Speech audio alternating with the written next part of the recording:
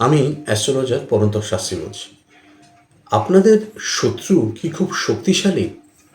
আপনার শত্রু যদি খুব শক্তিশালী হয় তাহলে এই উপায়টি করুন। কি করবেন?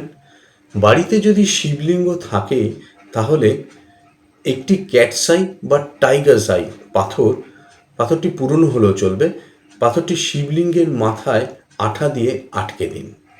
প্রতি শনিবার তার উপর অল্প কালো তিল দিন ও তারপর গঙ্গাজল ঢালুন। তিল দেওয়ার সময় ৩ বার ওম শিব শিবায় নমঃ মন্ত্রটি বলুন ও জল দেওয়ার সময়ও এই একই মন্ত্র ৩ বার বলবেন।